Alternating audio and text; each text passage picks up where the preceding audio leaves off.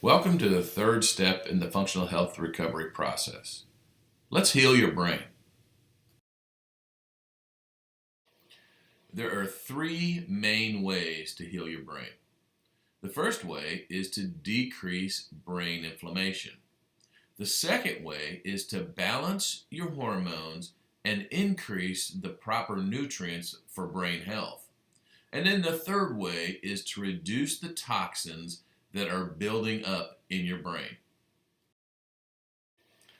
I'm also very excited to be able to use the New York bestseller, The End of Alzheimer's, the first program to prevent and reverse cognitive decline by Dr. Dale Bredesen, as a template for my step 3 of healing the brain. Because he has shown that he can actually reverse Alzheimer's and all these different kinds of problems with the brain for the first time ever.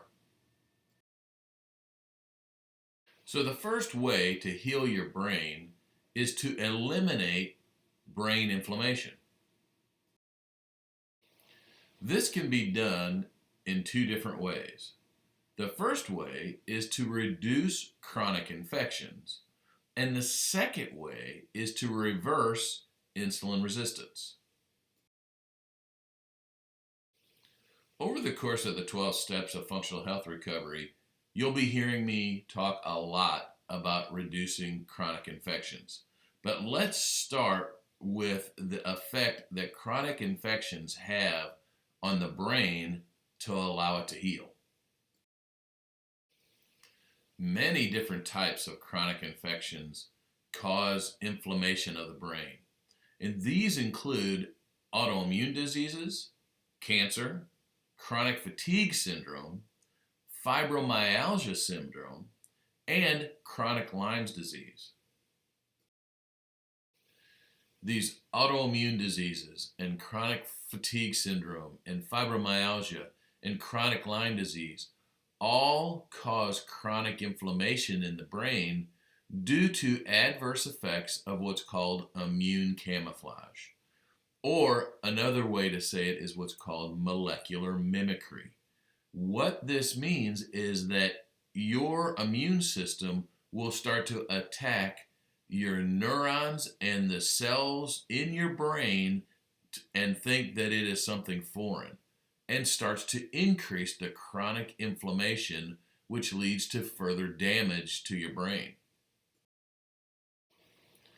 The third way that chronic infections cause chronic inflammation of the brain is via toxins that are being excreted from those infected brain cells, the microbial waste products that are also being dumped into the tissues from those infected brain cells, and then finally the host cell dies, which leads to what's called danger signals that also leads to even further chronic inflammation.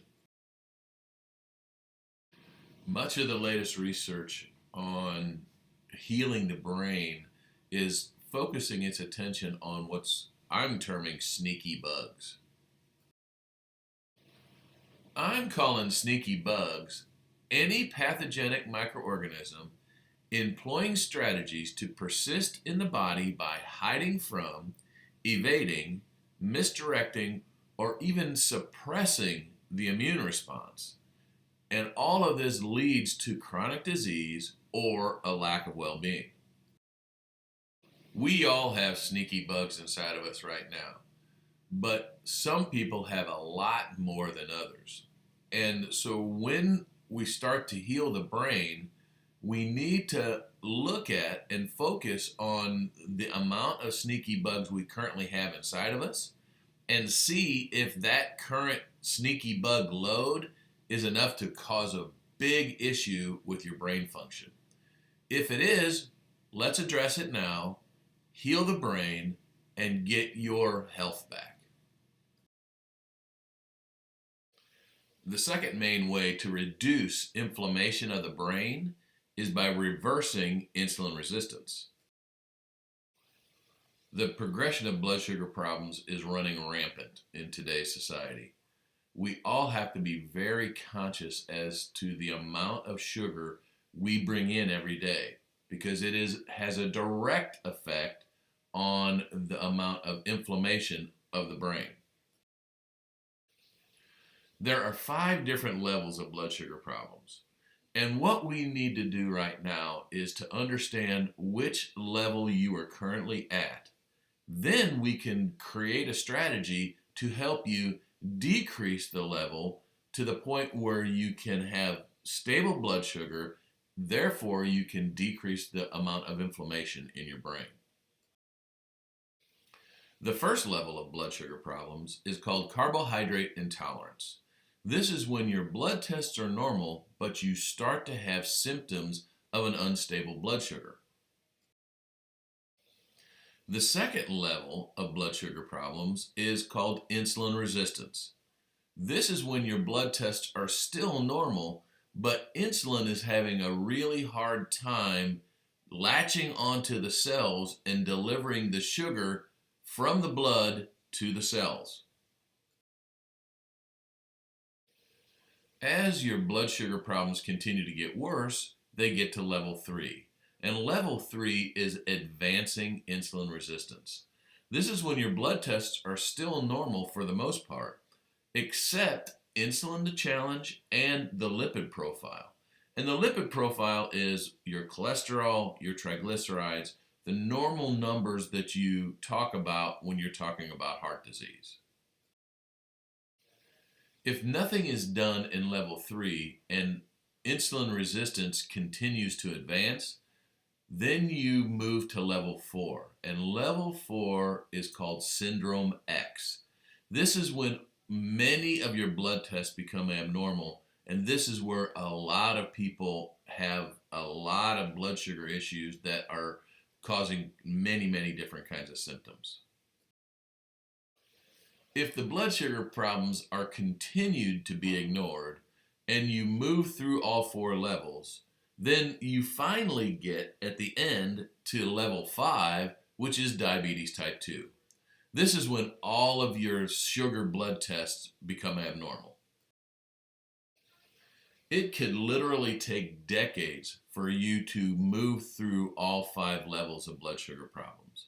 But the good news is it could only take months for you to reverse that process and move back towards good blood sugar health. Let's look at each level of blood sugar problem in a little bit more detail. In level 1, carbohydrate intolerance, most people don't even realize that they have a blood sugar problem. People in level 1 cannot properly metabolize carbohydrates. They have trouble as the carbohydrates come into the stomach and leave the stomach and go into the small intestine. The carbohydrates are not broken down properly. This leads to something called hypoglycemia or unstable blood sugar. When you cannot metabolize carbohydrates correctly, this leads to some nutritional depletions, especially B complex, magnesium, zinc, manganese, and chromium. All of these minerals and vitamins are necessary for you to metabolize carbohydrates correctly.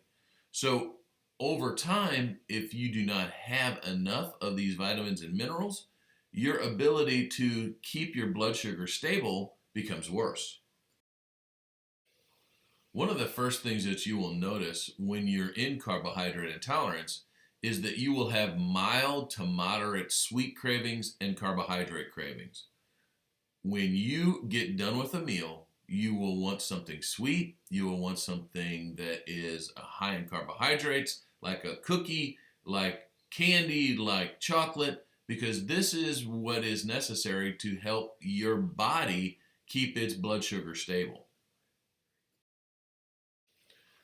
Some of the most common symptoms of level 1 carbohydrate intolerance include shakiness, irritability, headaches, inability to concentrate, and these are the people who feel better after they eat.